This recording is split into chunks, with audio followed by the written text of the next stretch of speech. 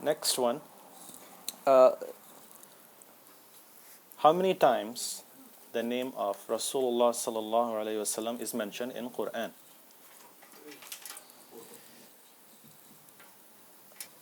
4 times. 4 plus 1. 5. 5. 4 times Muhammad, 1 time Ahmad. So 5. So let's look at one of those examples. I put the verse here in front of you. This verse is from what? Surat Al-Imran. These are the verses. I'll just read one of them, inshallah. أعوذ بالله من الشيطان الرجيم.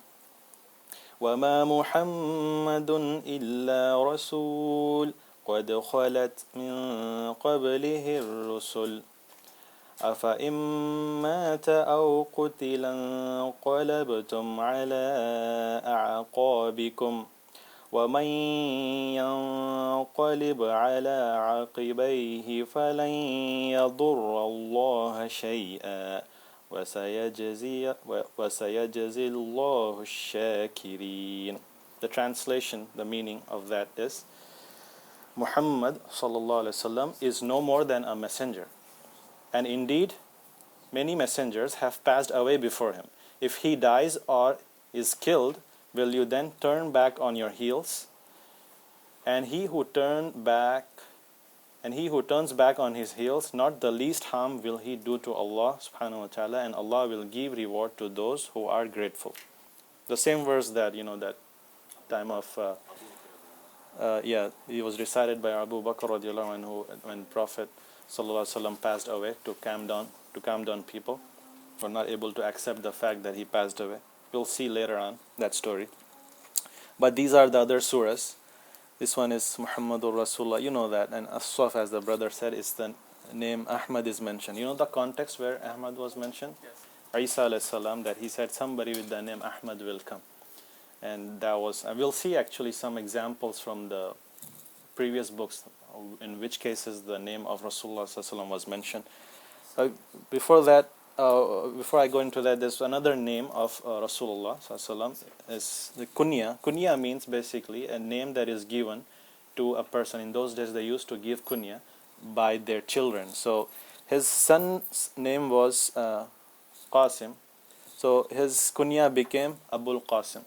So people used to call Abu or so that becomes your kunya after your children. So that name was also given to Prophet sallallahu alaihi wasallam.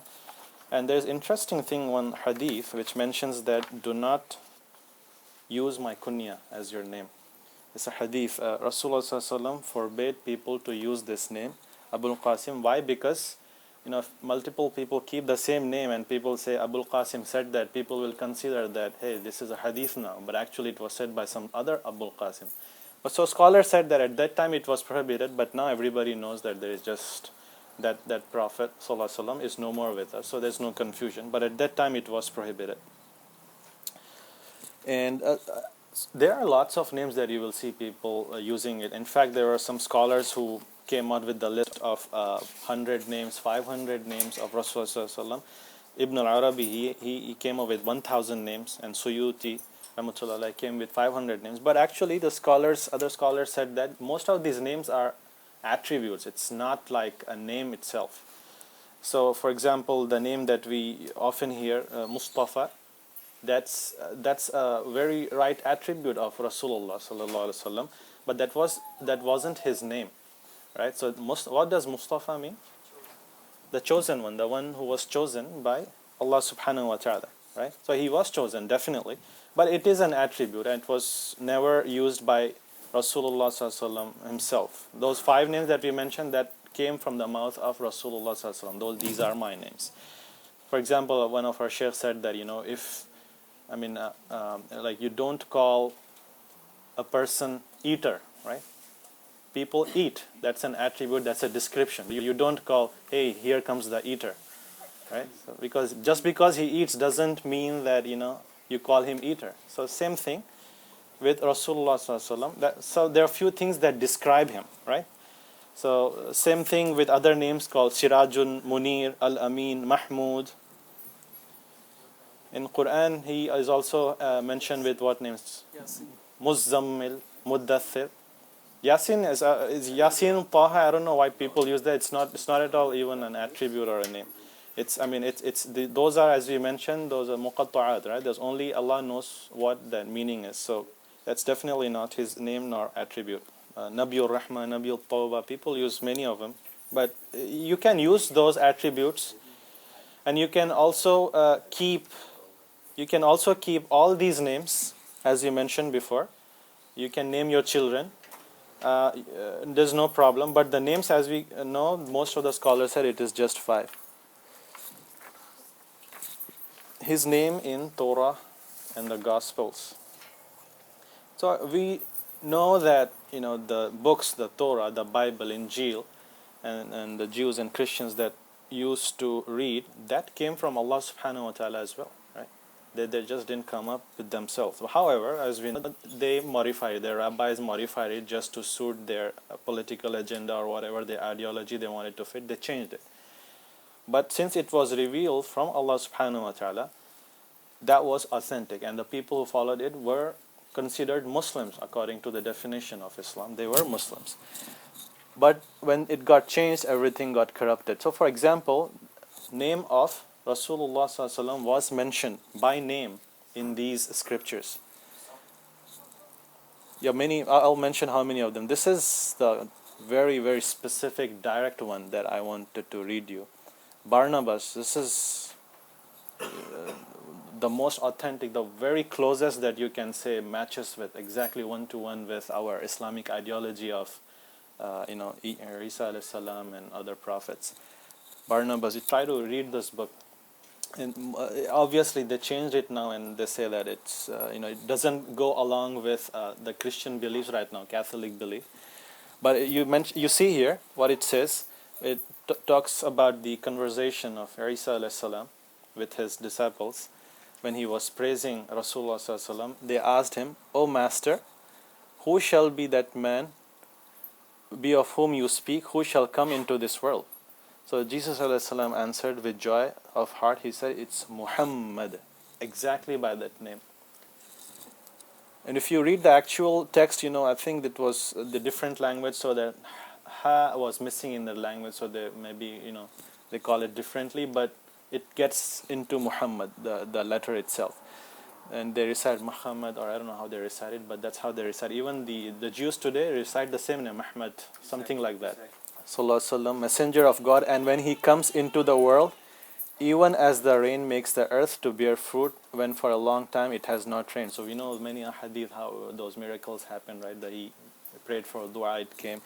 And also he said, ever so shall he be occasion of good works among men, and the good will spread among them, through the abundant mercy which he shall bring, for he is a white cloud of mercy of God, which mercy God shall sprinkle upon the faithful like rain. So just read this one. I mean, some of it is actually changed by the rabbis, but most of them don't agree with the actual mentioning of Muhammad. Obviously, it goes against their ideology. And there are other mentions as well that I can give. Some of them is this one, Deuteronomy 18, 17, 19. You can look this up. And when Rasulullah sallallahu alaihi wasallam, he first received a revelation from angel Jibreel alayhi salam. The Jibreel alayhi salam told him, what did he tell him first? Read, right? Iqra. So what did Rasulullah sallallahu alaihi wasallam reply to him? I cannot read, right? Cannot read. That one is mentioned here. Isaiah 29:12. That incident was actually mentioned before that. He said that, and when they give the book to the one who cannot read, saying, read this, he said, I cannot read. So it was the description of Rasulullah sallallahu alaihi wasallam. And also it was mentioned that in Deuteronomy, this one that I mentioned, 17:19, it was like, they clearly mentioned that a person will come from the brethren of yourselves. So you know that whole cycle, the whole genealogy, right? Prophet sallallahu alaihi wasallam came from Ismail alayhi salam, and the Musa alayhi salam and Isa alayhi salam came from a different branch, Ishaq alayhi salam, Ishaq alayhi salam, and they both came from Prophet Ibrahim alayhi salam. So that's why in this it is mentioned that you are from amongst your brethren. So Ishaq alayhi salam and Ismail alayhi salam was from they were brothers, right? So that's how they came about. Yaqub alayhi salam was the son of Ishaq alayhi salam. Yeah. Let's look at their lineage, actually, the lineage of Rasulullah sallallahu alaihi wasallam. This is the authentic one. If you go to his father, grandfather, and all those tribes, this is the list that you don't need to remember all the names. There's some important names that you can remember. The family tree. This name Adnan is what we know is the authentic, most authentic. Above this one is disputable, but this name Adnan, he was the one who actually was he was the origin of Arabs in the Arab Peninsula. He was the first one, so he was the founder of Arab, and also this Fahr, his name was. That's what when we say Quraysh, right? Quraysh, that was his name. So that's why they're called Quraysh until this day. So Fahr, that name you can remember, and Abdul Manaf is the famous tribe, and the tribe of Rasulullah sallallahu alaihi wasallam is recognized by what name? Banu Hashim, right? So that comes from that, and then all the people who used to live in Mecca, everybody was from Fahr, but Abdul Manaf was the most famous and most powerful, influential, and then as we know, Banu Hashim, Abdul Muttalib, and Abdullah. And then finally our Rasulullah sallallahu alaihi wasallam. And after that, did his lineage continue? He didn't have any sons, only his children, grandchildren spread through his daughter, Fatima radiallahu anha. So the prophet's genealogy, if you track down to Adam alayhi salam, all his forefathers were prophets. That's how the chain was. And it was at this point, Ibrahim alayhi salam, that it got into two chains. Ismail alayhi salam, as you mentioned, the other one was Ishaq alayhi salam, and then Musa alayhi salam came from that chain, Isa alayhi salam as well. So these were the tree, the prophetic genealogy. Those were his forefathers.